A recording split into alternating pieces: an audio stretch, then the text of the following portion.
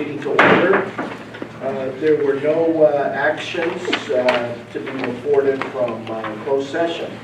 You're probably wondering why I'm sitting at the president's chair. Lori had some family commitments today, so she will not be here, and therefore you're stuck with me today. Welcome everyone, and I'd like to ask Jennifer to lead us in the Pledge of Allegiance, please.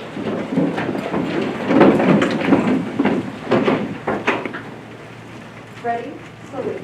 I pledge allegiance to the flag of the United States of America and to the republic for which it stands, one nation, under God, indivisible, with liberty and justice for all.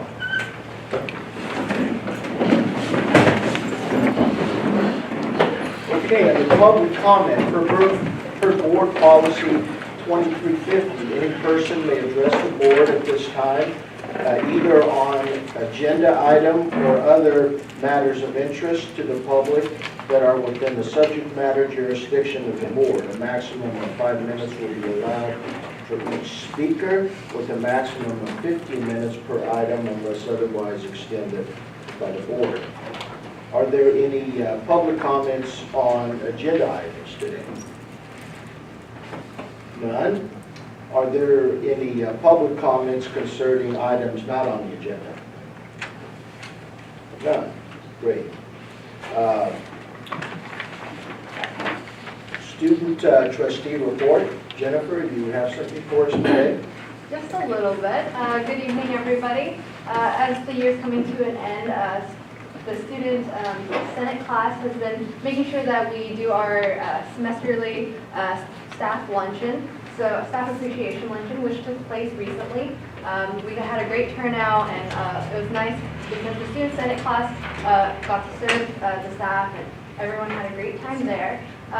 Elections for the next year's executive board is currently taking place Monday through Wednesday. I'm also one of the candidates for student senate president, and we're all having a great time. Unfortunately, due to we have some vacancies that have not been run for, but they will be appointed during the fall semester. And also the honors reception took place the same night as scholarship night, and that was also a highly success. These students who are graduating with a 3.5 GPA or higher were recognized for their achievements.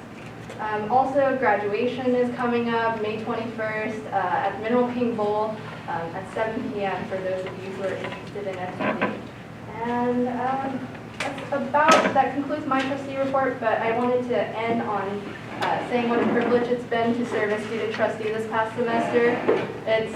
It was definitely a learning experience, but all the trustees and everyone here has really been so supportive and teaching me the ropes. And although I might have been a little bit more of a silent observer, I've learned so much, and I'll definitely be taking it with me as I pursue my education further.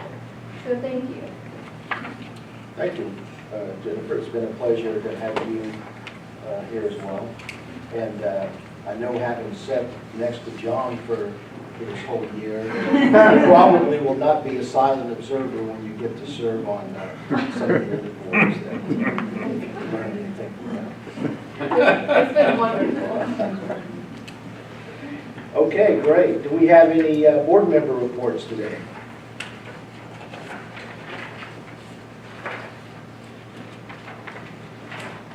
None?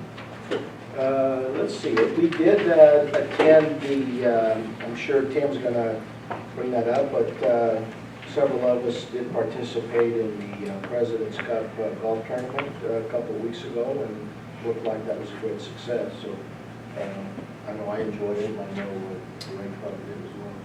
And Jennifer, I'd love to volunteer. her cohort of friends were there as well, so that was great, along with a lot of athletes that Ryan coordinated. So, okay, foundation report, Tim.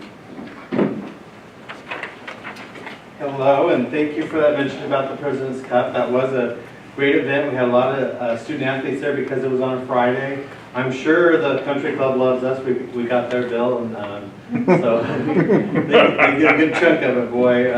But But no, the players had a really great time. We had administration well represented and management well represented there, having a great time and talking up with the players, and that's what it's all about, is connection with the community. So it was a great event. Speaking of connecting with the community, we had a successful 3 CSF luncheons in Visalia, Tulare, and Hanford. And so everything ran smooth. The parents, the schools, representatives, and the community representatives all were very complimentary of the execution of those events. So I think we have those events to do next year as well. We had our scholarship awards night, and we gave out a total of $296,771 in awards to our COS students, whether they be incoming, continuing, or transferring students. 349 awardees shared in those funds. That is surpassing last year's total of $258,550. That's a 15% increase in the amount of awards given to our students. Edison International stepped up again with awards totaling $25,000 to 15 STEM students. And our largest award was from the Bernice Arnett Wilkie Memorial for $15,000, awarded to Mr. Anibal Lopez, who is transferring to UC San Diego. I need every penny of that. COS Regatta is this Thursday, so we're having it here at the COS pool in anticipation of hoping to bring community members onto campus and having a great event based on utilizing our own facilities. So we'll see how that works. We have 16 boats racing to win a perpetual award. Our foundation project funding, I hope to announce next meeting the board's decision on that. We did get through committee, and so we have a level of recommendations. It's great amount of projects. It's almost overwhelming amount of projects, over $700,000 when we add up the amount of requests, the total amount of requests from our application process, our renewal process for projects that need to go a second year if possible, if we're willing to fund, and all of the above base projects that made it through that approval process but went unfunded through the district's approval process. So I look forward to sharing that announcement next month, but I just want to let you know that that's on track to happen. And as far as event upcoming dates, I didn't even bother with the card because we have the regatta and we have the crush event in September and not a whole lot in between, so it's going to be quite a time. We're going to get a lot of structural improvements to the foundation over that time, and hopefully have a lot of individual meetings with donors and that type of thing, and work that part of our financial development efforts. Yes, Jim? Was the country club bill a surprise? A little bit, not much, but there was a little bit of surprise to it. Is that something that we need to talk about? We might, but again, it's, I don't know that, they didn't do us any favors, but they didn't treat us, any different than the next guy, so I don't think that's. Right. Well, if we need talking about it, I appreciate Okay, we'll move on to the accreditation report. And Mr. Jennifer, are they watching? Hi, everybody. Ask Mr. Calvin to come up here with me. Before we start work, I just want to give an update on accreditation. We were able to attend a training in San Diego on the new accreditation standards that will be in effect when we do our next self-study. So we're working on that information and looking on how that impacts us and changes that we would need to make or not make based on the new standards. We're in process of working on our midterm report, and we are submitting that in October, as I've reported in the past, but we are working on that in progress now. So for our accreditation report section today, we were going to talk about the associate degrees for transfer and the transfer admission guarantee. I'm going to ask Megan to pull that up.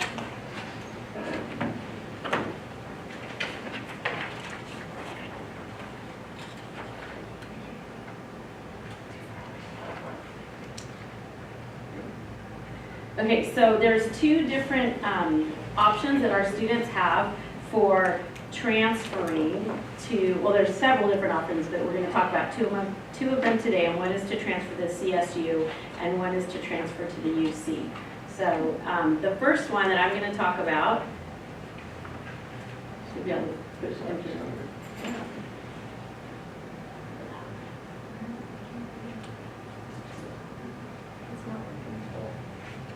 There you go. It is the, so the first one is the associate degrees for transfer. And those are, this is a program that allows our students to transfer into the CSUs once they complete a certain amount of requirements. So that's our 60-unit guarantee. And we're talking about this across the area with our different high schools. So Stan's been out presenting on this, and we wanted to make sure that you know all the information. So the requirements for this is that our students, they complete 60 units here, and they have a 2.0 GPA, and then they need to complete a minimum of 18 units in the AA degree. There's two types, an AA degree or an AS degree for transfer.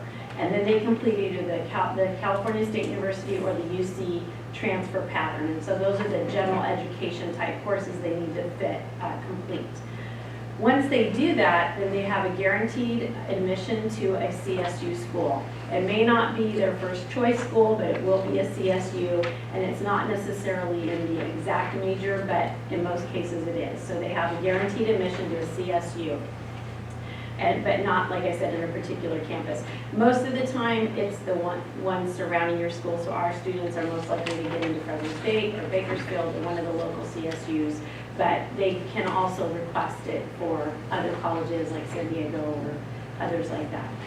So we have been working really hard over the past several years to get our required associate degrees for transfer completed. And the law that came in effect required community colleges to complete specific associate degrees for transfer. We were required to complete 11, and we have 13 completed, so we did them in areas that we weren't required, and you can see the list there. I'm not going to read them to you, but there's a variety of areas that we have final approval and they're in progress, and our students can get those associate degrees for transfer now. On the next page, we have 5 that are already submitted to the Chancellor's office, and we're waiting for approval. They have a long queue right now. They're a little bit backlogged, but we expect those should be in effect, we're hoping, by fall. All 5 of those will be in effect by fall. And then we have on the next slide an additional 8 that are in our curriculum process. 2 of them are on the curriculum report that I'll be presenting later today. So those are the ones that we have here. I want to thank Dr. Ozturk's office and Adrienne Duarte in the counseling office, because they were both able to pull some data for us today. And we actually gave our first associate degree for transfer in sociology in 2012. So in 2012 we had 1. And then in 2013 we awarded 42 waiting for transfer degrees in communication, psychology, sociology, with psychology being our #1 associate degree for transfer. In 2014 we had 63 degrees in communication, psych, and soc. And then in 2015 thus far we've given away 15 in psychology, 3 in sociology, 1 in Spanish, and 3 in administration of justice. And we have 59 that are pending for spring 2015. So we have an additional 59 that if the students meet their final grades and pass all their courses, that will be awarded in spring of 2015. So that's the associate degree for transfer, and Brett's going to talk about the TAG. So the TAG stands for Transfer Agreement Guarantee, and this is the CSU's version of what you just heard from the CSU side.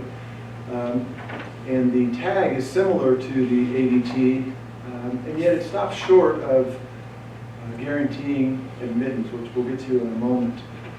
There are 6 participating UCs as opposed to on the CSU side. All of them participate. Those 6 UCs, Irvine, Santa Barbara, Davis, Santa Cruz, Riverside, and Merced, are the only 6 that participate in this program. And what the Transfer Admission Guarantee allows students to do is every September, the September before they want to transfer, is to submit a TAG to one of those 6 campuses. You cannot submit to all of them. You can submit to one of those 6 in September, and what the guarantee is that the UC of your choice will review your academic records and provide you, assuming that you go ahead in November and transfer to that, or apply to that school, they'll give you early admission notification. In the interim, in that time period between when you submit your tag and when you submit your application, they'll also give you guidance on your major preparation and so forth. The requirements are that you get your tag in by September 30th, you completed at least 60 semester units, and you have a GPA between 2.8 and 3.4. So today we pulled numbers on the tags as well, and we started this in 2012 as well. So in the 4 years that we have data on, we've had about 50 students, give or take, that have started tags at the beginning of the year. About 70% of those followed through with preparing those tags and submitting them by September 30th in their given year. And of the 50 that were submitted every year, about 10 to 15 or 20 to 25% were approved by the UC of their choice. And of that amount, probably about 2/3 of those that have their tag approved are also admitted to the school, accepted into the school. So of the total, if you have 50 students that apply for a tag, at the end of the day, you end up with about 15% of those students that get accepted into the university. But we do find that it's a good tool to get students thinking about transferring to UC early. The application period is in November, but these tags force them to think about transferring earlier, and it also allows them to get some feedback on how strong their application is going to stack up when they do in fact apply in November. With that, we're open to any questions you might have. John, did you say 15% or 50%? 15%, yes. So, Brent, you said that it's not a guarantee, so you still have to stack up with the various other applicants? Absolutely. Yeah, the guarantees were listed there. They'll guarantee to review your application early and give you feedback on preparation. But unlike the CSU and their ADT program, there's not guaranteed admittance. So the UC stops short of what the direction CSU is going in, but we still feel like it helps our students being prepared for a UC application, gets them prepared early for what they're going to expect in the application process. Well, and if I could add one other nuance to the TAG, the tag agreement, that I think is significant, is if you are one of those students who does complete and is accepted, the 60 units you've taken here are guaranteed to transfer. And that's a pretty big deal. What we've liked out of both of these agreements more than anything else is that the UC and the CSUs have reviewed the courses and have guaranteed that those courses are going to be fully transferable and meet those 60-unit requirements when you get to your four-year college. Because historically, Kim, we've all heard the stories of students who left here and when they got to their four-year college, found 12 units that didn't transfer because they weren't accepted by that incoming university. So that's the thing that I think is most attractive to students and to parents, is that if they can get through the process, that we've reached the agreement with CSU and UC that those units are indeed going to transfer, and we're not going to be fussing over that. Any other questions of Brent or Jennifer? Thank you for the update. I know we heard a little bit before about these programs, but okay, we have the superintendent's report next, and it looks like we have a significant amount of introductions today. Right, I'm going to start with one, if I could. I'm going to go to the podium just for a minute because Jennifer did mention that tonight is her last official meeting with us as our student board representative for College of the Sequoias.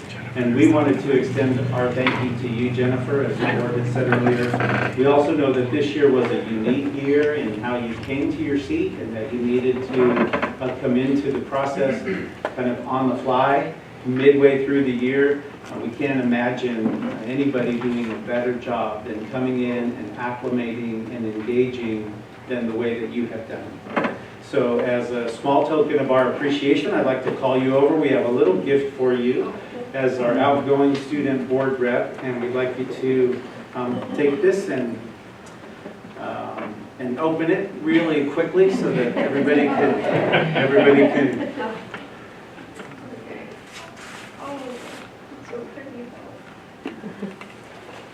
Yeah, just rip that off. I'm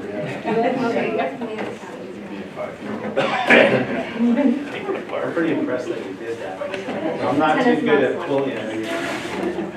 We know that you wouldn't want to go to your four-year college and be in your dorm without that. They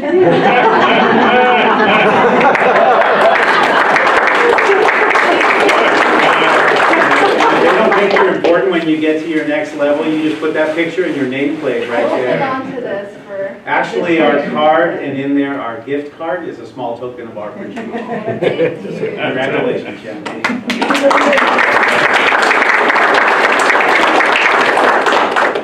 Okay, now I would like to defer some time to our deans. You can see here we have a series of introductions, and just for the board, what we've done this year is tried to do in our May meeting what we have historically attempted to accomplish when we come back in August. And you'll recall maybe each August when we come back, we end up having our first board meeting typically on the first day of fall classes. And so for us to get all of our new instructors here on the first day of class is sometimes very difficult.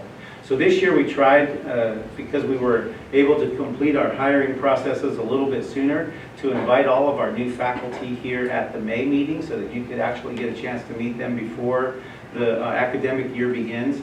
And so we're going to start with a familiar face, but we are going to ask our Dean Cindy Delane to come up and reintroduce for you our new manager in the nursing program. And then after that, if the academic deans would come up in the order that our new faculty members are listed here and introduce them, that would be wonderful, so the board will get an opportunity to meet our new faculty. It's my pleasure again to introduce Belinda Kirsten as the permanent nursing director for the registered nursing program. Prior to this, she was the interim director for the last year and a half and did a fabulous, where are you? Fabulous job. I have new contacts, I'm kind of looking around. She did a great job, and prior to that, she was division chair and a tenured faculty member since 2007, so really knows the district, the college, our program, and the community folks in which she will be working with closely. And she is a COS alumni, though she did attend her bachelor's and master's program at CSU Dominguez Hills. So it's with great pleasure I introduce once again Belinda. Thank you. I just want to thank you for the opportunity to be in this position to do what my predecessors have done in the past, but a little differently because I'm not them and they're not me. And I hope to accomplish and maintain the quality of our program and along with the rigor. We were really excited this last quarter. Our pass rate was at 94%, so it's not the entire year, but it's a step in the right direction, obviously. What can I say? One of the things I'm working on is a collaborative with CSU Fresno, working with Sherry Rector, who is I guess she's part-time there, and she wrote the RN to BSN program with CSU Fresno and has written up a roadmap for us. So our students, along with some other community colleges, are preferred to go into their program over others. But as you know, most of the students, when they graduate, they don't get their RN right away. So they're looking into global education, so once they get their RN and they apply, they can then maybe begin in the middle of a program. As you know, CSU Fresno application is October, November, and then the nursing program isn't until March. So hopefully with the community ed, they'll be able to do that soon. So things are working, and I just got a whole list of emails today regarding the collaborative and what we can do to make it go forward. Yes. Why didn't, you said that they don't get their RN right away, or? So it's up to the student to, the You're grad. talking about the state board? Yes, the state boards. The graduates have to apply, and it sometimes takes a while for them to get approval by the Board of Registered Nursing to test. We do our best to get everything in. As soon as we get transcripts, we overnight them to the board, and then from that point forward, they start looking at, getting approval for testing. So they do it pretty well, but we got 32 out of 34 passed this last quarter. So that was pretty quick. So we are appreciative of that. Any other? Great. Okay, next I'd like to introduce Dr. Petra, who will introduce our next two instructors.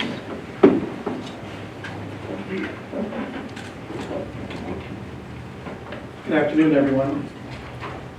The Mathematics and Engineering Division is pleased to introduce to you the two outstanding mathematics faculty members selected during our recent faculty search. Both new hires are excellent mathematicians, but more importantly, exceptional teachers.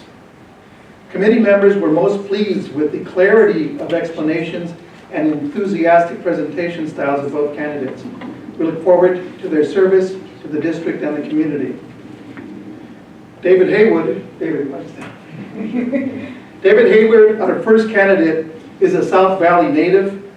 A community college graduate from Bakersfield, David continued his education at Fresno State University for both his bachelor's and master's degrees, where he was distinguished as a summa cum laude designation, upon graduation.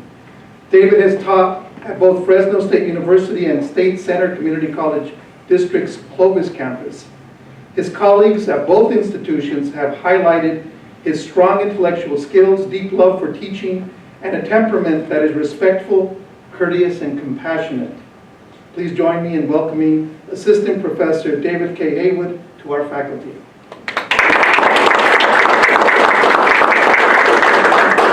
Thank you. I just want to take the opportunity to thank you for the opportunity to teach here at College of the Sequoias.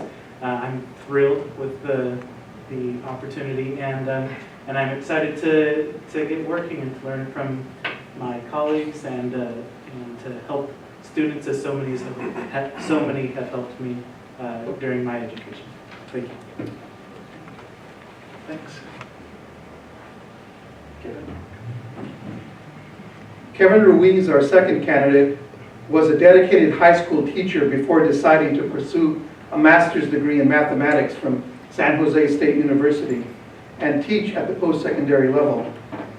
There are few topics in mathematics that Kevin has not already taught in a career that includes high school, community college, and university levels of instruction. One of his professors from San Jose State narrated that Kevin has a formidable natural talent for teaching. He has served as a Department of Mathematics chair and as a member of the accreditation committee for his school. COS has also played a special role in Kevin's life, since he has shared with us that it was here at our Visalia campus that his parents met as college students. Please join me in welcoming Assistant Professor Kevin M. Ruiz to our faculty. Thank you. I'd like to thank the board and Dr. Carrizosa and Vega Lacerna and Dr. Checo and also Jared Birch for giving me the opportunity to be a giant. Very happy to be a giant and to be out at the Hanford Center and build the program out there. I'd also like to thank my mother, Terry, and my fiance, Jessica Pierce. And I would like to introduce my son, Blake. He's here sharing this with me as well. Very happy to be here. And like I said, those tennis courts out there are where my parents met. So I'm very happy to be a giant where it all started. Thanks again. Okay, Dean Collier is going to introduce some new staff. Stephanie.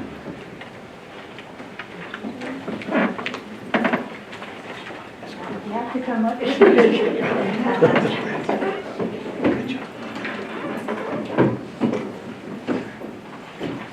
Paul, and Robert, he always shows the rest of us up. I have three wonderful ladies to introduce tonight. I'm going to start with Carol Firstman. Come on up, Carol.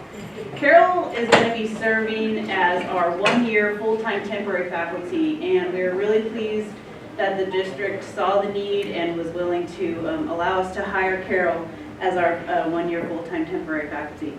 She's going to be working out in Hanford through our College Pathways courses, and we're really excited because Carol brings a really interesting mix. She has K-6 background, a lot of reading background, and then she also has her community college background. So she's going to be a really good addition out there, and she's going to be supporting the Hanford Center. Where's Kristen going? She's outside talking. She's going to be supporting the Hanford Center, and so with not only the Pathways courses, but also teaching a fourth course on the actual Hanford Center. So we're really pleased to have Carol here, and Carol, you can say a few words. All right, well, thanks for having me here, and I'm very excited for this opportunity. Thank you very much to all of you. I'm thrilled for the year ahead, and I really look forward to it. So thank you very much.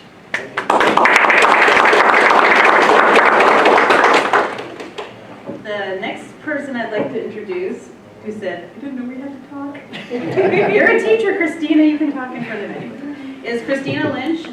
Christina came to us 2 years ago. I had the pleasure of hiring her as an adjunct, and she's been a marvelous addition to our faculty. Christina is a New York best-selling author, right? Is that the right phrase? Okay.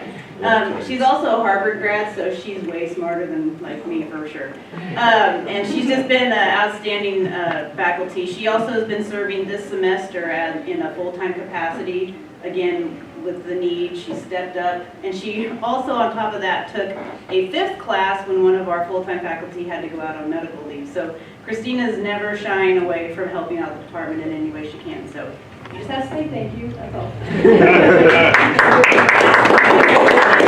I'm really honored and delighted. I love this area, and I am so happy at College of the Sequoias. And this has, honestly, all of my friends will tell you that I am walking on air these days. Thank you.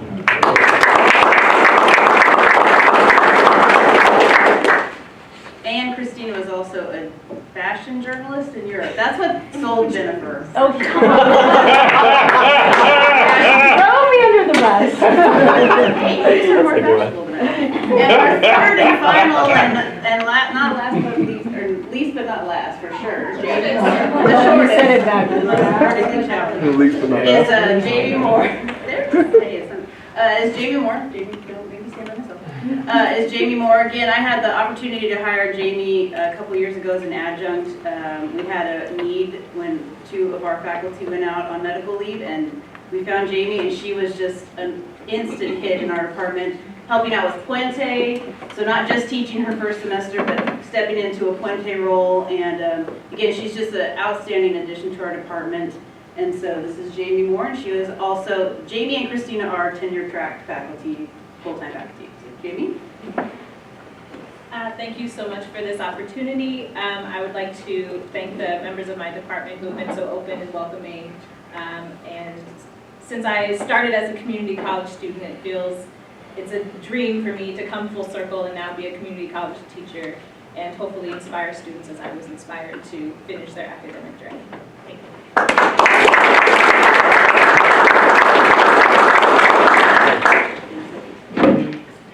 Next we have Dr. Waldner.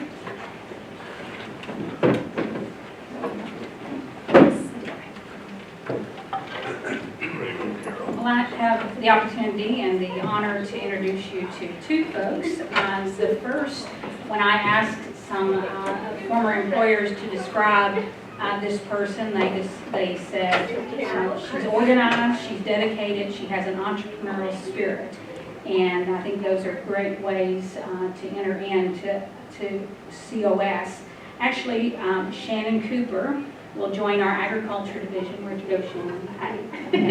Shannon will join our agriculture division as an agribusiness instructor. She will be teaching our business management courses, ag leadership, ag accounting, all of our courses. In fact, she has already been teaching all of those courses because she served for the last 5 years as an adjunct in agribusiness. So we're glad to be able to bring her on full-time to contribute to the team. She has a BS in Industrial Technology from Cal Poly SLO. She earned her MBA at Fresno State in Business Administration. And prior to the educational scene, she had spent 7 years as both a structural designer and a senior account manager for Weyerhaeuser.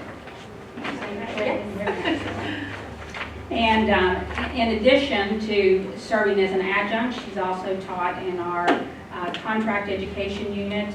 She's worked in her roles, many of her roles, both here at College of the Sequoias as well as Weyerhaeuser. Worked with Nichols Farm, J.G. Boswell, done a tremendous amount with industry, and that makes us very excited to have her on board because that industry connection is the heart of what career technical education is about, and we know Shannon's going to continue to make those connections for us. Just as an adjunct, she coached a group of students for the NAMA, which is the National Ag Marketing Association, so she's already been engaged, and we just know it's going to be a fantastic partnership, and glad to have her on board.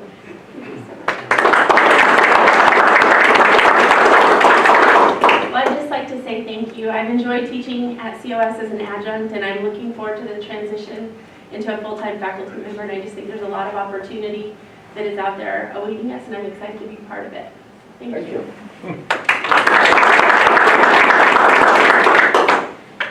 I pride myself in having a lot of work ethic. I was a cross-country runner, so endurance is always important. I may not be as smart as the next person, but I can usually outlast them. And so that's my work ethic is what I stand for.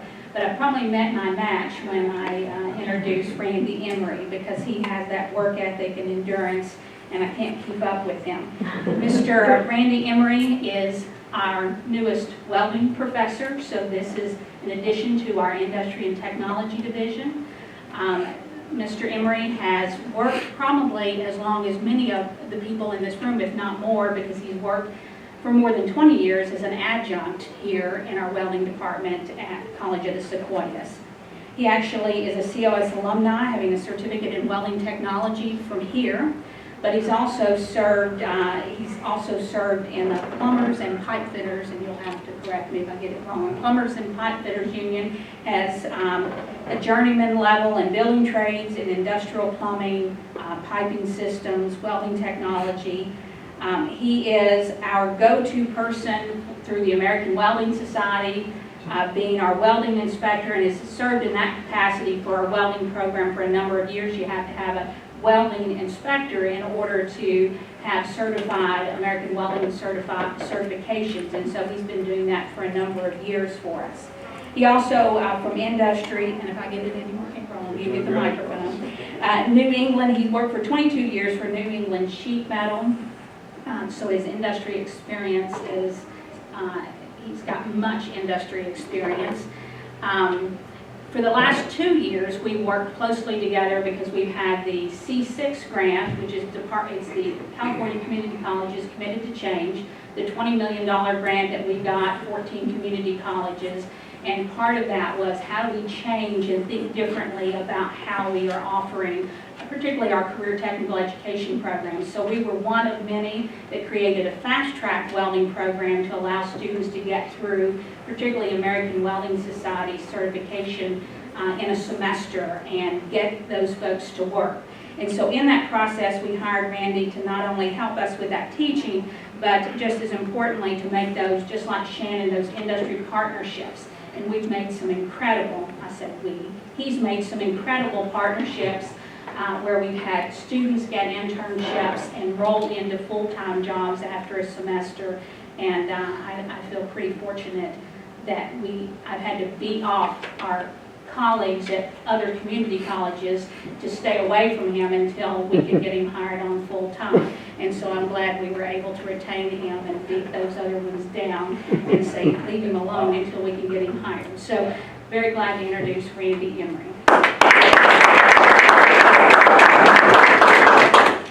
very much. I'm thrilled to be in this position, to have an opportunity to bring my two worlds together, which are a passion for education, industry, and creating a tradesman movement that I think we desperately need at this time.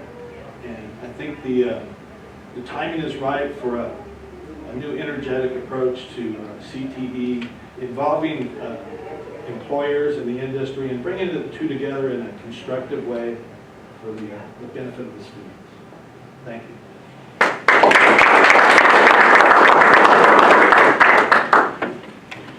Last but not least, Associate Dean Davis will introduce our new faculty member from his department. All right, good evening. I'm really excited to introduce Ray Alvarado as newest full-time tenure track faculty member in the PE division, also as our women's basketball coach. Ray comes to us with a ton of experience. He has a 25-year teaching resume, mostly up in the Fresno area, Fresno Unified, Sanger, some of those places. But he also has a lot of college experience as well that he brought to the table for us. And he's going to offer a lot in terms of the teaching, and he's going to be able to teach a few different things for our division, which we're really excited about. And then on the coaching part of this position, he also has a little over 25 years of coaching experience that he brought to this. We had a great candidate pool, and Ray was able to rise to the top of that. He's been adjunct here for the last 5 years, 5 seasons, and this year we just had an unbelievable year. He's been kind of building our program up the last 5 years, and it culminated in we were number 1 in the North for the greater part of the year. We never dropped off once we got there, and made the Final 8 this year as a women's basketball program. So he has a reputation as a good instructor and a great basketball coach, and has really gained statewide recognition for our basketball program. So without further ado, Ray Alvarado. I just want to say thank you. As Brent said, it's 5 years as an adjunct, and I find it just humbling and privileged to just be here full time now, and we're going to continue to work extremely hard to put out a good product. And again, I just want to say thanks and look forward to being here for a long time. Thank you. Thank you. So just to quickly summarize, we have 9 new tenure track full-time faculty that we hired this year, and we also introduced to you 1 full-time temporary, so a total of 10, and 8 of those were our experienced adjuncts from College of the Sequoias. So as we pay attention to that, and that's an important statistic for us, it's really nice to see 80% of the faculty we hired this year are faculty who have successfully performed for us as adjunct faculty. So I think you met them, you got a chance to see the quality and the caliber, and I just want to thank everybody involved in the process this year, deans, vice presidents, faculty members, division chairs. It's that season of the year, but it's been a track meet getting everybody hired, and we're really pleased with the quality of instructors that are going to be joining our team. Great.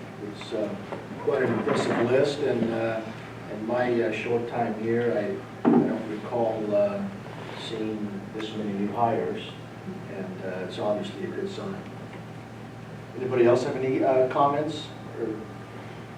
I noticed that Randy and Shannon are the only ones left of the folks that were introduced, so feel free to stay with us for the rest of the meeting if you like, but don't feel bad if you might leave as well. So, and thank you for being here, all of you. But we get more exciting as you get more.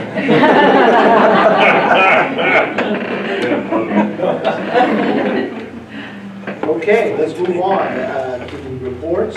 First up is the Academic Senate report, and Dr. Trouble. Thank you. Good evening. This Wednesday at the Academic Senate meeting, we will be presenting faculty awards. These include tenure certificates as well as 5, 10, and 20-year service certificates. We will also be honoring several retirees this year with retirement resolutions, which is a tradition. I'd like to take this opportunity to invite you all to attend. The award ceremony will be from 4 to 5, and then we will have our regular meeting from 5 to 6 p.m., which you don't have to stay for. I'm sorry? 13th, so it's this Wednesday. This Wednesday. Yeah, this Wednesday. Dr. Lucerna presented to the Academic Senate at our last meeting her questions and concerns regarding the GE framework that was brought to the board and tabled at your last meeting. We have responded with all of the information, and we plan to meet this Wednesday and go over that information, and it's our hope that we'll be able to alleviate the concerns and bring the GE framework and policies back to the board at your June meeting. Any questions? Questions, anybody? Thank you for the information, Dean. Okay, do we have a report from Costa today? I don't see Mr. Sens here, so I see Steve Lamar here, so Steve, do we have a report today? Just quickly like to say we've set a date for negotiations on May 27th. So to steal a line from the show we just closed, the Henry ad, one smaller into the breach. Great. Thank you. Mr. Nichol, we have a report today. No report, thank you. Thank you for being here. All right. Information items. First up is the annual report on the Student Success Scorecard. Okay, I'm going to ask Megan to pull up a couple of slides for us, but I think you also have full-size slides in your packet. You might want to look at them because it is kind of hard to see on the screen. But this is the time of the year, usually around May, when we bring forward a public report on the regular meeting agenda of our board for the 2015 Student Success Scorecard. You might recall that the scorecard is an annual report. It's produced by California Community College Chancellor's Office. It meets the requirements, remember, of the Assembly Bills 1417 that were enacted in 2012. It was back then entitled the Student Success Act. This performance measure contains a common set of metrics that measure cohort outcomes for the entire state system and its colleges. The source of data for this report is primarily Chancellor's Office, and they use the Management Information System. So remember, they gather information from other data that we routinely have to submit and input into the student system. The annual scorecard is released in March of each year.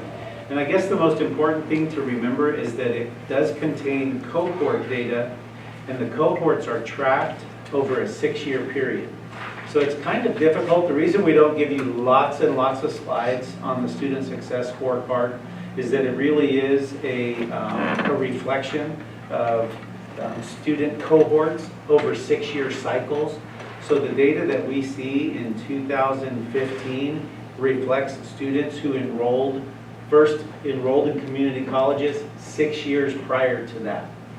So a lot happens over a 6-year period. If you think back on where we were as an individual college in 2009 and where the community colleges were statewide in 2009, it is a little bit difficult right now for us to make real deep meaning out of the results, but I think the intent is over time that we be able to begin to track trends and success indicators in a way that as we see student cohort data coming out every 6 years, we can recognize some cause and effect relationship between the results in that data and the things that are being enacted over the course of a 6-year period. So with that, I call your attention to the 2 slides that we have prepared for you, and I want to thank Dr. Ozturk and our research office for taking a fairly complicated issue and making it kind of simple for us to share. But you can see on the first slide just the general student information, and what Dolly has provided for you there, if you look at the little key, is whether or not any of the data in those categories of student information have gone up or down by more than 1%, or if they have stayed relatively the same. And so you can see that there's been, wherever you see the little orange square, that's basically no change, less than 1% change either way. If you see a green arrow up, it's gone up by 1% or more, and if you see a red arrow down, it's gone down by 1% or more. So when you look at just our student demographics under gender, the percentage of male students continues to decline in relationship to that same statistic over time. Percentage of Hispanic students under the ethnicity breakdown increases. Percentage of white students drops, again by 8% or more compared to previous years. A few good news items under the box for other information is that the percentage or total number, I should say, of full-time students continues to increase. We think that's a good statistic because students who are enrolled full-time demonstrate greater success. The number of sections offered for credit increases, and in this case, the number of sections offered for non-credit increased as well. So there's a little bit of information there on the first slide for you regarding the demographic data, the makeup of the students when you look at this, this student information for 2013-14. Now if you go to the next slide, and this one's going to be especially hard to see up on the screen, but if you look at the one that you have in your handouts, again, what Dr. Ozturk tried to do is show you with the green arrows and the red arrows what bumped up a little bit and what went down a little bit. And so in most cases where we see green arrows up, those are positive signs, meaning that in the areas of completion, persistence, the 30-unit threshold, remedial coursework success, and career technical education certificates, if you see arrows inching up, then those are increases in overall percentages of success in those areas. And then you can see some arrows also inching down. And then a number of areas we remain the same. So on the next slide, I think it's, yeah, there we go. On the next slide, you can see of the 13 data metric areas, only one showed a decrease, 5 areas showed increases, 7 areas remained significantly unchanged. So for what this report can tell us, this is generally good news, but remember we temper all of it because it's trying to track 6-year cohorts over a period of time that have a number of variables contributing to potential changes in what these numbers can represent.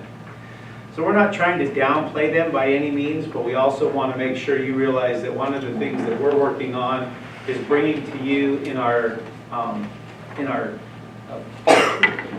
strategic plan objectives, and then what we're going to be sharing with you is our annual action plans toward those strategic plan objectives. We will be giving you specific actions that we're going to be able to measure and report for you on a year-by-year basis and represent an actual impact and change over the course of 1 year. This is that 30,000-foot view every 6 years as a group of student population moves through what their overall impact over a 6-year period has on this cross-section of 5 different metrics and all the sub-metrics. Thank you, Stan. A lot of information there for sure. Are there any questions or comments from any board members? John? Did any of this data surprise you? No, I don't think there was anything that was a surprise. What we see in the trend data, and this is fairly typical, is that it's hard to move the arrows. What you saw a lot of here were statistics staying the same. And so in those areas where we arrowed up a little bit or arrowed down, it was by 1%. There wasn't anything major that jumped out significantly, and that's what we try to look for in this trend data. And there wasn't anything significant, John, one way or another.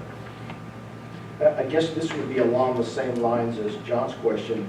Is there anything here that would cause you to say you need to change anything in the way we're doing things just based on this information? No. I take that to be a no. No.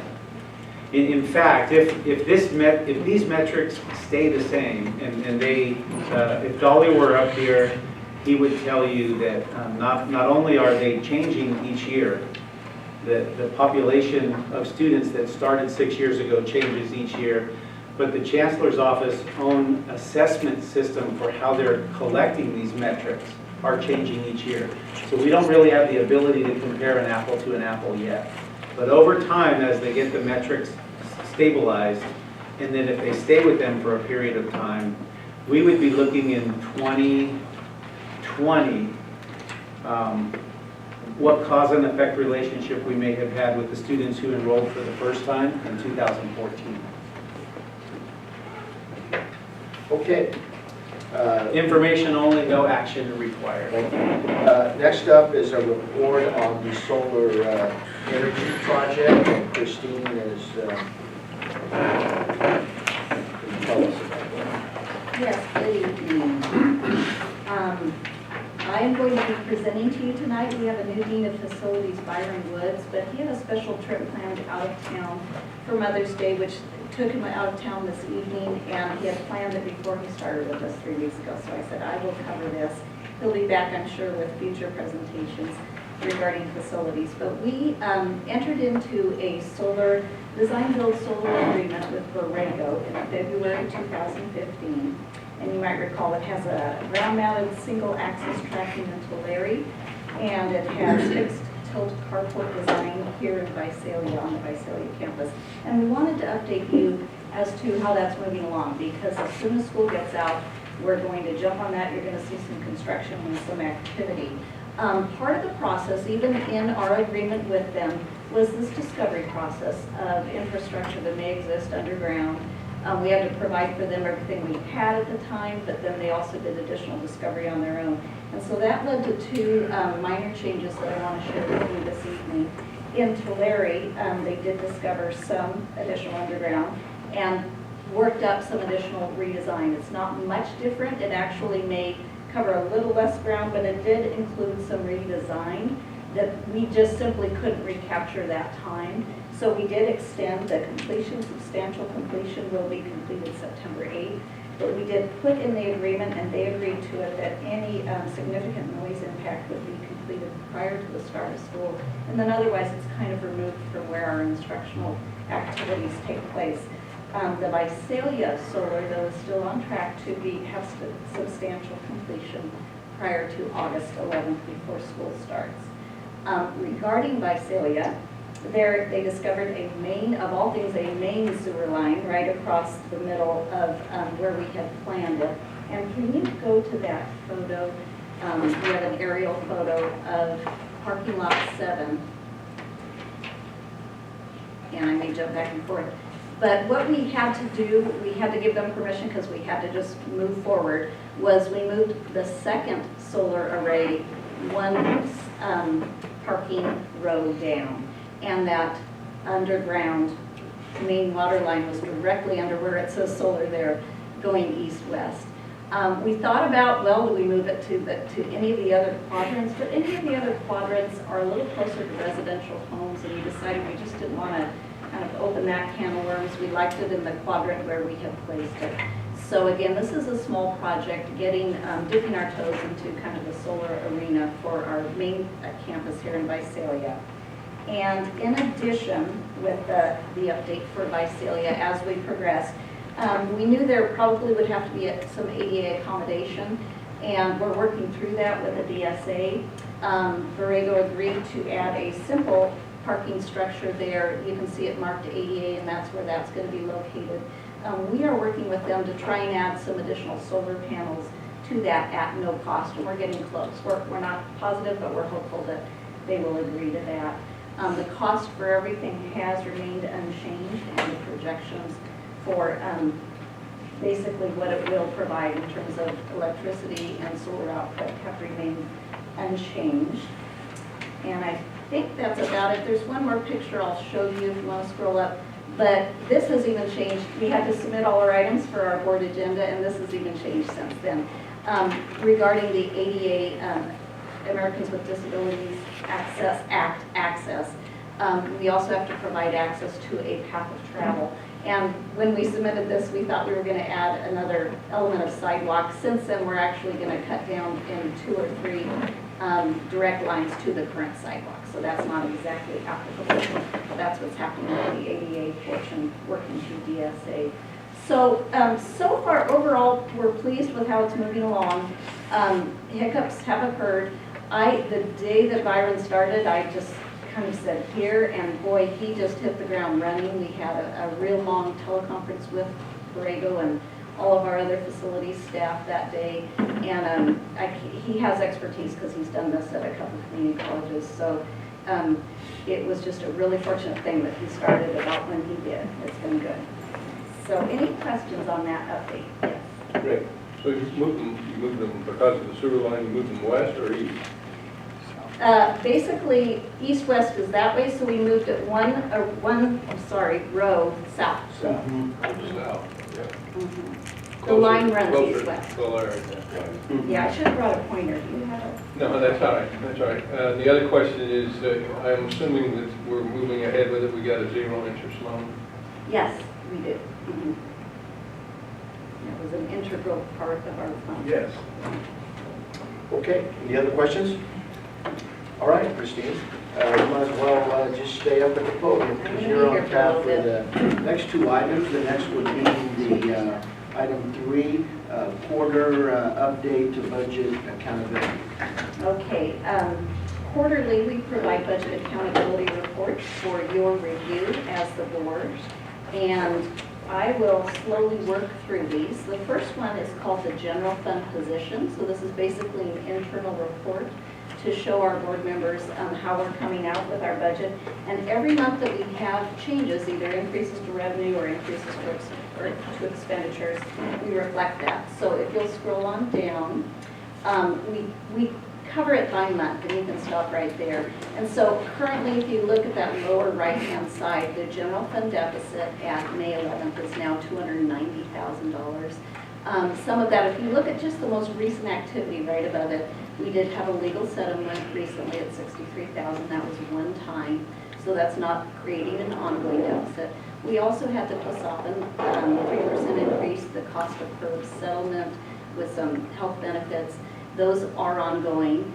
And so we've had some fluctuation up and down, and we are basically in an overall deficit position, but not anything of great concern going into next year. We've actually projected our budget for next year, and we think we're looking good. So that's where we were at May 11th as far as what those components of those changes are. If you can scroll down probably about half page, we'll show you then every month what are our revenue changes, and these are the revenue, and you can go on down to the May revenue. May simply primarily included a new grant for our DSM healthcare, and that's the restricted side of the general fund as we look at all of this. And then, if you want to scroll way down to the end, we can see the major expense changes for the general fund, and again, it's both unrestricted and restricted. And so if you're ever wondering what's happened 5 months ago, it's all there. A little further. There you go. There you go. So multiple differences. Many of those are restricted. For instance, that first $42,000 is our workability account. That's restricted. Some of the others actually are ins and outs, just as we move between account lines. The $20,743 is, as is the $51,880. But those are our capex to expenditures at this time. So that's our general fund position. And then, any questions on that one before I'll ask maybe report by report here? The next is our College of Sequoia's, our revenue projections. And really, we haven't had a lot of changes in our revenue projections. We have the adopted, we have the annual projection, which is very close to adopted. And what we've collected, which doesn't always align with our budget, it comes in spurts. That changed the federal revenue. That $160,000 reduction was primarily MAW, and it's not, we adopted it this year. We had adopted the same amount last year in 13-14. We just happened to receive 0 last year. So as you know, we have discontinued that program because they put so many restrictions on it, our reimbursements were going to be next to nothing. So we removed that budget. The state revenue, the $408,000 increase you can see, primarily comprised of one-time mandate cost dollars, $405,000. And the local revenue, if you'll scroll down just a bit, that $141,000 is made up of some instructional material fees. We did increase, you might recall, our University Prep High School rent, and there was an increase in there, and then other miscellaneous rental revenue has increased for local. So that's our revenue. Any questions on that? Okay, we can move to expenditures. And this is, this report is probably not as finely tuned as I would like it. I'm now getting monthly reports up to me and we're tracking it, so I actually think this might be even more, we'll zero in and drill down next year as we go through this. But basically it shows the adopted is adopted. We know what that is for all our expenditures. Working budget is how has that adopted changed during the year. You've seen budget revisions. And then what are we projecting? All right, that's where I need to drill down. We're getting better, we're cleaning things up. But if you look at what you're projecting based on prior years and other factors, my staff does this, compared to the working budget, what is the variance? And right now you can see possibly 1.8 million falling unspent at the end of the year. That's exactly where we were at this time last year. We ended up with a little less than that. I'm envisioning maybe about $1 million unspent. But just for you to know that there are those pots and those categories of unspent dollars in our various, I like to say, well over 1,000 account lines. So those are our summer expenditure projections today. That's also another reason when you see deficits and when you see projected deficits, we're always monitoring. But usually that's why I'm not too worried, because I know we're going to actually end the year at a surplus. Any questions on that? Yeah. John. So, put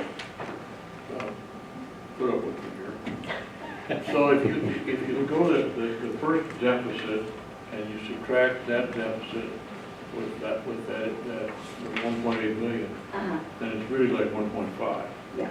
So we finished the year, rather than a deficit, we finished the year 1.5 million extra. Yes.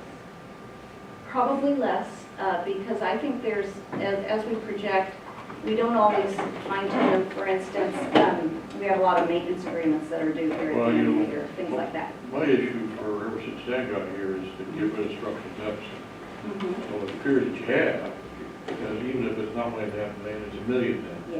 Yeah, we're in a good place. And also, I get the feeling when you talk that you don't like that budgeting method where you have this unspent. Why we budgeted in the first place if you were going to spend it, type thing. Is that, talk about that for a minute. Okay, definitely, I will. In fact, we actually created a whole new report in our EIS system to basically track line item by line item what's falling down to fund balance as it goes unspent, so that we can look at it and analyze it. And I sat with our president last year and we looked line by line. What's very difficult is to actually reduce those budgets.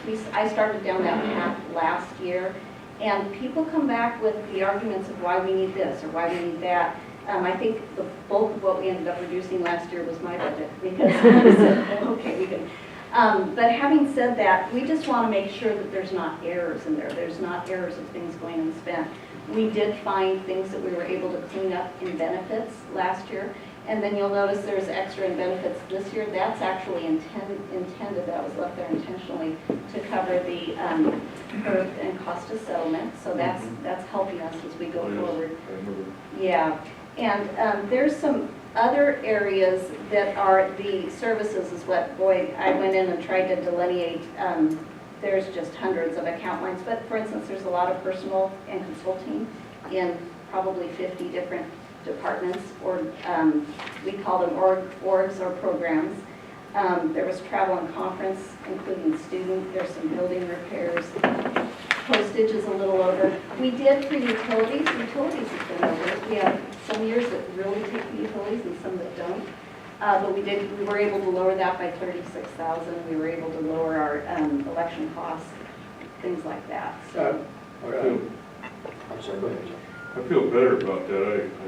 I'm not being critical at all, because I don't claim to understand that well. What I would hope that we would not end up with is we don't fund something that we should because we're funding the phantom. Yeah.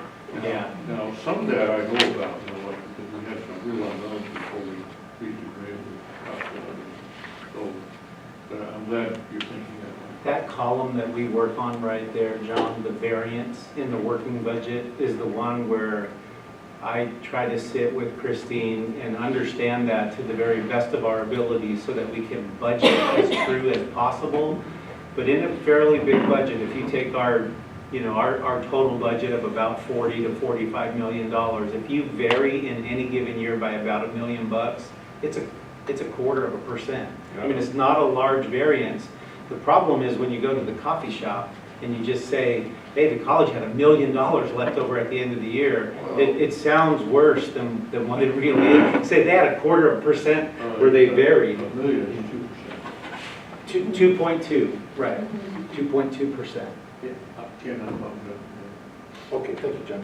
Christine, speak to, in that same column, for instance, adjunct faculty is below the budget by $250,000. Is that a factor of we didn't fill some positions, or do you even know? No, actually, I can pretty safely say that a lot of that will be spent on summer, and we haven't, and I need to increase that summer budget. So it's just in this case, it's a timing. I believe so. It's a timing issue at March when we look at that, right, at June. That summer school, I think we're going to be closer to $1 million, and we've got $788,000 when that's all we're projecting. So there's always movement like that, and to have it perfectly timed, I mean, I just have my fiscal department, they just print these out and put them down. So we usually know where the movement's occurring, but that's where that one is. There might be some overage there as well, though. Okay. Thank you for those questions, John. All right, Okay, you're up sorry, again as well. I'll just show you 4. briefly, we have one more. Oh, I'm sorry, I Yeah, didn't mean yeah. to, There's so many. I won't go rush into you there. detail. This is basically just showing our fund balances in all of our funds and our cash in all of our funds. And won't go through it all, just looking at the first, the general fund, just to give you an idea. If you go down about 5 rows from the top, you can see our ending fund balance as of March 31st when we made this report was $7.3 million. And last year at the same time, it was $120,000. So that's some of the differences that we're dealing with. Just a lot better this year than we were last year. So I wanted to show you that. And of course, that moves around during the year, but that had a lot to do with cash and revenue coming from the state. So now we can. well, and certainly better than, not only better than last year, but certainly better than previous years as well, when we didn't get our funding from the state until way after the fact, which caused us to borrow money and work at a deficit. Before they paid down the deferrals. Correct. So, anyway, bit of good news. Okay, are we good to go to item 4? Yes. And All right. so this is our quarterly, it's called a CCFS 311, so a Chancellor's Office report, and it's a quarterly financial report. It is here for more review and to enter into our minutes this evening. And we'll talk through this report a little bit. Basically, it shows our revenues, expenditures, and fund balance. And this is unrestricted general fund as well. And it shows actuals, just for comparison, 11-12, 12-13, actual 13-14, and then projected 14-15. What will catch your eye, and I think it did about this time last year when I presented it, was under C, revenues over or under expenditures. You'll see a $536,000 deficit. Something I want to explain there. You saw that 200 and I forget if it was 70 or 90, I think it was 290,000 on that first general fund position. Right. This actually adds our MAW deficit spending. We hardly ever spend our MAW, but we have 245,000 of MAW funds, and we carry those over. And so on the general general fund position report. Leandro explains this all to me. They book a revenue and they book the expense. So we know that we have funds to cover that expense. But when we're reporting to the state, we're actually not allowed to book the revenue. We just know that we're grabbing fund balance and expending it. Our MAW has been about the same amount of carryover, and we've probably spent $40,000 or so this year. So even though that's showing at $536,000, it would be deficit spending of MAW, that additional $245 if we spend it. But odds are we're probably not. It's most of the departments that have been granted that are holding on to that for emergencies. So suffice it to say also, if you look at the prior year, you can see where that surplus fell as they closed the books. So, okay, moving to the next page. This also shows our fund balance. And the middle column is the current budget, which would show that we were at about 4.5 million ending fund balance, or about a 9%. The column 3 shows our actuals, just where are we at this point in time at our third quarter. If we were to close our books right now, we'd actually be at 6 million. Just about 2 hours ago, you might recall that our state often does these recalculations of prior years. So we just got another recalc, and Leangela sent it to me this afternoon. That's going to increase our fund balance by about $312,000, kicking our 9% projected up to 10%. In fact, I'm quite sure it'll be over 10% as we close. But that's that information for you. Boy, the state, as I've said before, we don't really know what we get last year until not the next February, but the following February. So well over 18 months in arrears before the state finally does their final recalculation on the prior year. So, then moving down to the bottom, we have to report to the state if we've settled any contracts, and we had both our COSAPA 3%, our COSTA 1%, our COSTA $1,000, which is under that temporary. And then the lower under the permanent is the cost of benefits increase, and we have to report that to the state. And then we just give a little additional information about how things are funded and if there's any other significant fiscal problems that must be addressed. So any other questions on that? Okay. All right, no questions? If not, that, thank you, Crystal. Good job.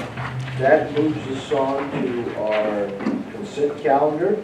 All items listed on the consent calendar are considered for routine and will be enacted by one motion. An item may be removed from the consent calendar at the request of any member of the Board of Trustees or any person in the audience and considered as a separate item on the agenda. Are there any items that anyone would like to have pulled?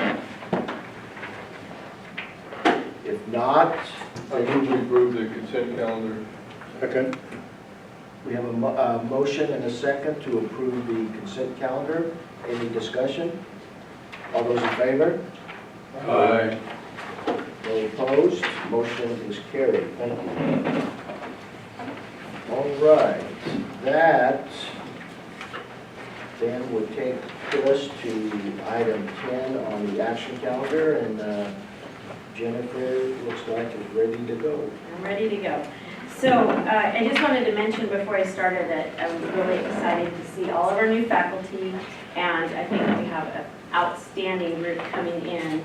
And we also have two who couldn't be here today. So one of them we hired lives across the country, another one I think is teaching a class, and he is also one of our adjuncts. And then also I know Brent, they're still hiring 2 counselors. So those faculty members will be introduced to you at the August board meeting. And then also wanted to, following up on what Dr. Trimble said, I agree, we've had a chance to meet. We've gotten some more information, and we have a meeting scheduled for Wednesday, and I do expect to bring a positive recommendation to the board in June based on the information that we've had a chance to discuss so far. The curriculum report is in front of you, and you have on page 1 is modifications to courses and programs, and you can see in the justifications column, these are all 5-year reviews. And so that's on page 1, align. Also page 2 are also all course modifications, and some to meet different requirements, some for the CID, and I want to mention the CID in just a second. On page 3, we also have 5-year review course modifications. Page 4, course modifications, 5-year reviews, and page 5, and through the top of page 6. These are all course modifications and 5-year review. On page 6, the bottom half of page 6, you have 4 new courses, and these are for different reasons that we have several new courses, or just those 4 courses and the justifications in the last column. Starting on page 7, we have deletions, and so there's a number of courses that are being deleted, many for still cleaning up some of our repeatability issues, and then some for courses that we're not offering at this time. Those continue on page 8, and we have those deletions through the bottom of page 8. Then we have 2 deletions for AS not for transfer and a certificate of achievement, because we are not offering the aeronautical and aviation technology degrees right now. And then the last, bottom of page 8 is a modification of a not for transfer degree 5-year review. And then on page 9, we have 2 new AST, AAT degrees for transfer and a new skills certificate. What I wanted to mention, because we talked a lot about the different curriculum reports and the things I'm bringing forward to you, and you saw the presentation today on the AATs and the ASTs, the Associate Degrees for Transfer. And so when that legislation came down, it required our faculty to take, you saw the CID, the course identification numbers for all of our courses that fit in those degrees that you saw today, and align them with the CSUs. And so the big packets that have been coming forward, to put them in perspective, that is why we've been doing those for those associate degrees for transfer. So the amount of work that the curriculum committee and our faculty have done to align those courses and then to develop those slides, the 3 slides of AATs and AST has been huge. And I want to commend them for the amount of work they've done to not only meet those legislative requirements, but to surpass them. So we've gone way past the 11 we were required to have to the list that you saw earlier today, and 2 of those are on the curriculum committee report. So I would like to recommend this for approval to the board.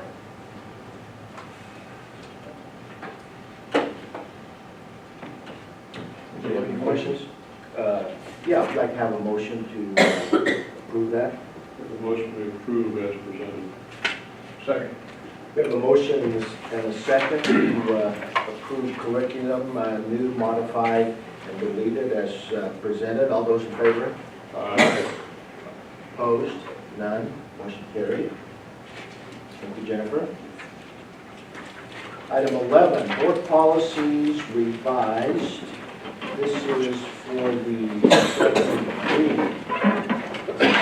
So these are a second and final reading of Board Policy 4040, Library and Other Instructional Support Services, Board Policy 4060, the Delineation of Function, the Board Policy 4100, Graduation Requirements for Degrees and Certificates, and Board Policy 4110, Honorary Degrees. We reviewed these last time, and again, I call your attention to the bold and underline, which were newly added. You can also see up on the top whether they were designated 10+1 or non-10+1. And these are 10+1 recommendations having been through and approved by Academic Senate. Second reading. So if there are no questions, we're recommending approval. I have a question. John? 4100, I don't see no change. I also note that on the other ones, at the top, you parsed off college of the, but yet on 4100 you didn't, so what am I missing? Standard. Yeah. Well, I take care of that every time. Right, but you're correct, John, and that should show a strike through. That's the change? Yes. That's page, that's 4100. Yeah. Yeah. And just to be clear, all of the ones coming forward, we're in our year that we're reviewing all of the academic policies, whether there are changes or not, and some of them have no changes, or very minor changes. There's no other question. I'll make a motion that we waive the second reading and approve all three, or all four. We have a second? Second. We have a motion and a second to bypass the reading and approve all the board policies as listed. All those in favor? Aye. Opposed? Motion carried. Thank you. Okay, John, you're up finally. At our last board meeting, both the district and CASAFA sunshined our reopener collective bargaining proposals. And over the last month, the public has had an opportunity to review those proposals. Tonight, we've scheduled a public hearing which will allow the public to comment with their questions or concerns about either the district's proposal or CASAFA's proposal. I know Don Nickel was here earlier and had to leave. He wanted me to express that he had a pre-planned appointment, but nevertheless, I would be giving him a call tomorrow to let him know how it went. But with that being said, the board could hold a public hearing on the collective bargaining proposals. Okay, thank you. We will open a public hearing regarding the district and CASAFA's reopener regarding collective bargaining proposals. Are there any comments to the board? Hearing none, we shall close the public hearing. Anything else for this matter? That's all that's required. Okay. Documenting the public hearing. All right. Let's move on to item 13, the bid award regarding retrofit project. Okay, He's nearly done with his first agenda now, so he's tossing out the lucky 13. there you go. He's getting comfortable. In November 2012, you might recall Prop 39, which was our Clean Energy Jobs Act, and that has enabled us to have a little funding each year for energy efficiency projects. This year, the state has given us $253,773 toward that. And so we moved ahead with an LED lighting retrofit bid process. And this includes parking lot retrofits, some exterior building lighting, and some interior lighting. So this is considered year 2 of 5 years that we'll receive these funds. On April 28th, we had our bid opening, and we have a tabulation sheet attached. But the lowest responsive bidder was AC Electric of Visalia. They actually won the bid last year as well. And including all the alternate bid items, their bid was $492,000, almost $493,000. We put multiple alternates in, just knowing that the bid might come in a little higher or lower, and maybe we could pick and choose one of them or two of them. But we are recommending that you approve the base bid only in the amount of $244,963 for this LED retrofit project. So what's the other stuff that we're bidding on? If you look on the sheet in the back, we had a base bid. Oh gosh, what was included in it? I'm gonna forget, but I think a number of the alternates were actually moving on down to Hanford and doing parking lot and exterior lighting in Hanford. And I know one of them was a small lot across the street on Mooney, but that's a very small one.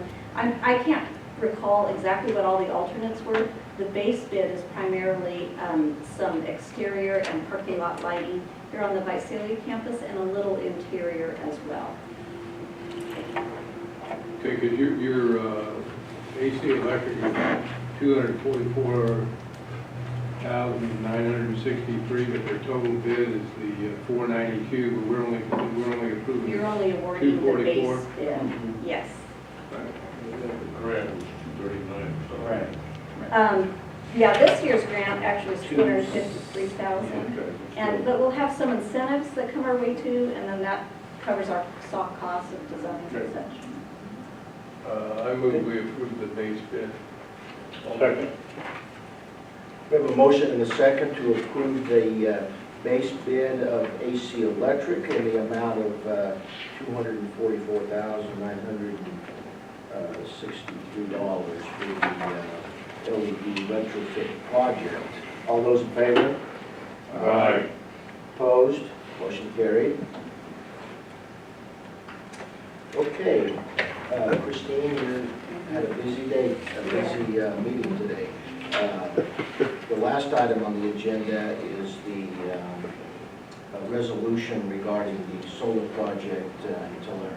Yes, the DSA, Department of State Architects, is asking us to have a resolution declaring that basically Tulare will be a non-DSA project. We would like the board to approve this resolution for the solar energy project specific to the Tulare College campus area. And if you look at the resolution itself, it covers steps that we're agreeing that we're going to go through, but primarily it talks about how the ground mount solar can be placed and the fact that it will be fenced off, that it will say not open to the public, maintenance personnel only, and the fact that there'll be fire access with something similar to a Knox box and items of that nature, basically saying it's excluded from where staff and students would be. Any questions on that? Wish we could do everything. Can we put a few more things in there, John? Okay, well, we better get it approved real fast.